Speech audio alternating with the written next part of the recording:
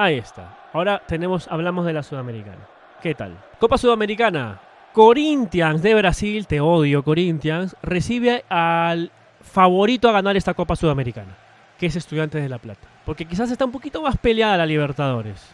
Aquí Estudiantes creo le lleva mucha ventaja a todos los demás. Veremos qué ocurre. En Brasil Corinthians va a recibir a Estudiantes y me voy a arriesgar a que esto es empate visita y que empatan porque va a haber un milagro, porque para mí debería ganar Estudiantes. Es más equipo Estudiantes. No, ni hablar, le gana 3-0 a Corinthians. Te regalo una sub, Francisco, si Corinthians le gana 3-0 a Estudiantes. Ni a balas. Estudiantes, si sigue jugando como viene jugando esta copa, es campeón. A Goiás, claro, le metió 5-0 en el global. 3-0 en Argentina, 2-0 en Brasil, 5-0. A tu casa, Goiás. Gracias, Estudiantes, por eliminar a Goiás. Ahora va a eliminar a Corinthians. Estudiantes es nuestro vengador. Es el vengador de la ULA Sudamericana.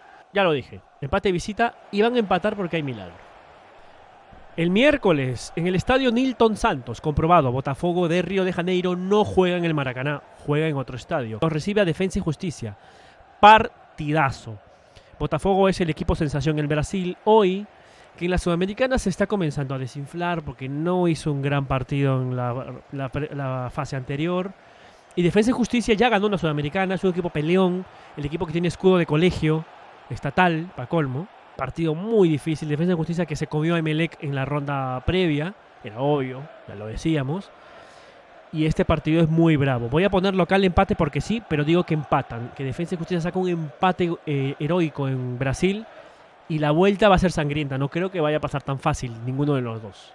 El jueves, en el estadio de América Mineiro, recibe a Fortaleza. Pelea de inválidos brasileños. El equipo más grande de Fortaleza juega contra un equipo chico de Minas Gerais. Partido difícil en donde Fortaleza viene un poquito favorito sobre Mineiro. Pero la localía yo creo que va a pesar, va a ser un muy buen partido. Digo que es local empate y me arriesgo que como son dos equipos brasileños que se conocen, Mineiro le va a ganar pero por muy poquito, por poquito. Y la vuelta va a ser brava.